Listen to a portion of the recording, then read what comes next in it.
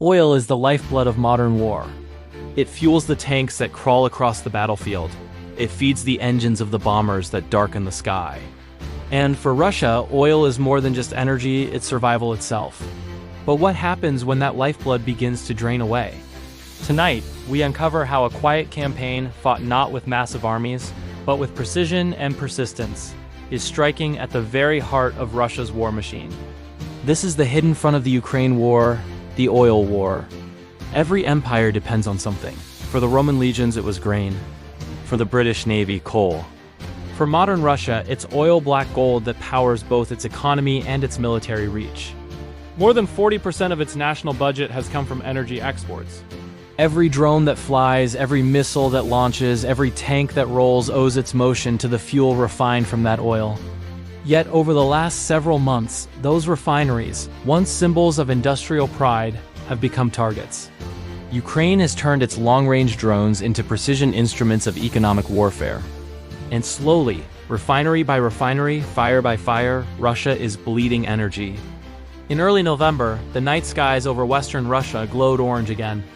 Reports confirmed a coordinated wave of strikes. 3 major targets hit almost simultaneously. Each one was chosen for its role in keeping Russia's army moving.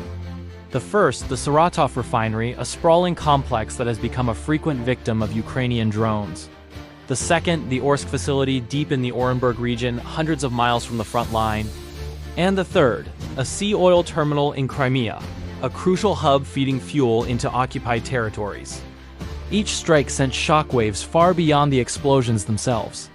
Because every burning refinery means fewer tanks on the road, fewer aircraft in the sky, and fewer rubles in Moscow's treasury. To understand why these strikes matter, we need to look at how Russia's war machine runs. Oil from Siberia and the Volga Basin is pumped to refineries like Saratov. There, it's turned into diesel for tanks, jet fuel for fighters, gasoline for troop carriers, and lubricants for engines. Without refined fuel, Russia's vast army grinds to a halt. And beyond the battlefield, oil exports pay for the very weapons being used. Missile production, ammunition factories, even soldier salaries, all of it flows from oil money. So when Ukraine targets refineries, it's not random destruction. It's strategy, a way to choke the system quietly, without ever crossing Russia's borders with large ground forces. Saratov has been hit again and again 5 times in just one season. Local authorities often claim, no serious damage, but satellite imagery tells a different story. Dark scars spreading across once silver storage tanks. Every time Ukraine's drones reach that far, they expose a weakness in Russian air defense, and each successful hit erodes public confidence. Eyewitnesses describe nights lit by towering flames. One resident posted a blurred image of the refinery burning, writing only, "We could feel the heat from kilometers away." Ukraine's general staff confirmed multiple hits. They said explosions were recorded, followed by a massive fire in the area of the target. It may sound like just another line in a daily report, but to military analysts, that phrase signals precision. This wasn't a random strike. It was the deliberate removal of a vital component of Russia's fuel chain. Saratov sits nearly 500 miles from the nearest front line. For decades, that kind of range made it untouchable. Now, new Ukrainian drones can reach it with accuracy that was once unimaginable. This shift marks a new era of warfare, where distance is no longer protection. Every refinery, depot, and airfield deep inside Russia is now within reach. The psychological impact may be as powerful as the physical one. Because if nowhere is safe, then the perception of control collapses.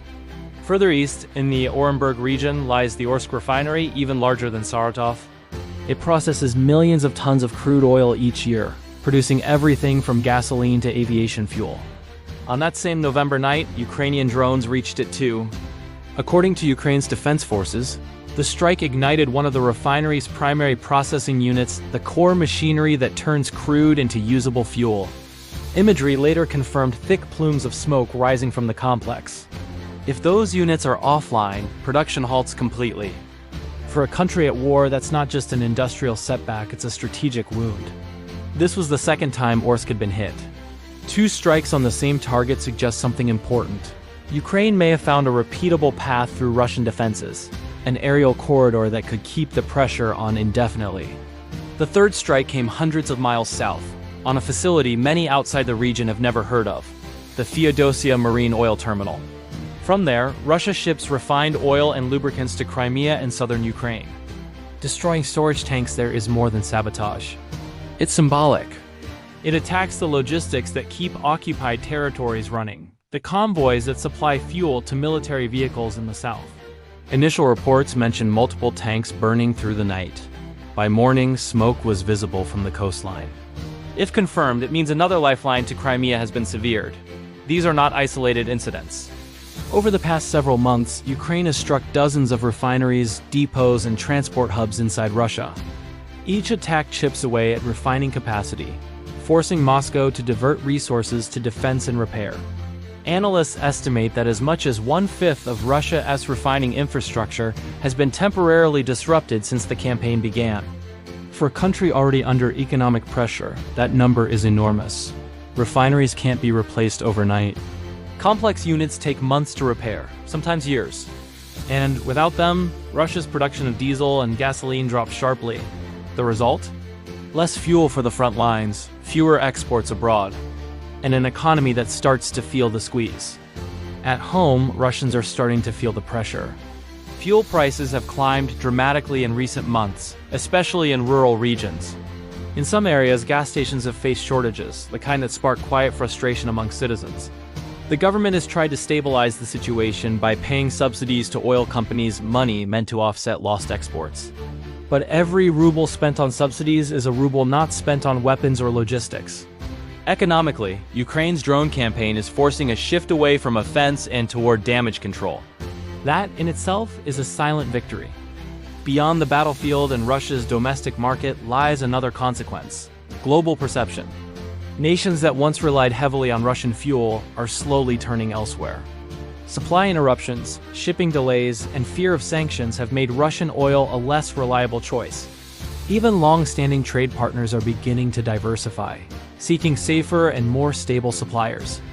For Russia, that means fewer customers, shrinking revenue, and a growing sense of isolation. In the language of geopolitics, energy equals influence. Losing both at once is a heavy blow. As winter tightens its grip across Eastern Europe, the costs are mounting far beyond burning refineries. Russia's economy is beginning to show clear signs of strain. The war is no longer just about bullets and missiles. It's a battle fought through economic attrition, designed to exhaust Russia's will to fight. Western sanctions continue to tighten, forcing Russia into riskier shadow markets at steep discounts. As the damage to refineries mounts, so does the cost of repair. Some facilities face years of downtime. Equipment is expensive and supply chains are disrupted. This gap is now threatening to bottleneck military operations. Reports from the battlefield reveal growing fuel shortages. Tanks stalled, aircraft grounded, and supply convoys delayed. These are signs of a war machine running low on its most vital resource. Back inside Russia, public frustration grows. The rising cost of living, driven by soaring fuel prices, is feeding quiet dissent. The government tries to shift blame, but ordinary citizens feel the pinch. All while the Kremlin pours more money into military operations. This double bind puts Russia's leadership in a difficult position between fueling the war and keeping the economy afloat. So, what comes next? As Ukraine continues its drone campaign, the question becomes, how long can Russia endure before the cracks become fractures? Will the Kremlin adapt, or will this silent oil war bleed its forces dry? One thing is clear: energy is no longer just fuel. It's a weapon, a tool of power, influence, and survival. And in this war, control of oil could decide the fate of an empire. Now, I want to hear from you. What do you think will be the ultimate outcome of this oil war? Will it cripple Russia's ability to continue its campaign? Drop your thoughts in the comments below. Let's talk about the real costs behind the headlines. And if you want to stay updated with in-depth coverage of military conflicts worldwide, don't forget to subscribe and hit the notification bell. There's much more coming and you don't want to miss it. Thanks for watching. Stay safe and see you in the next video.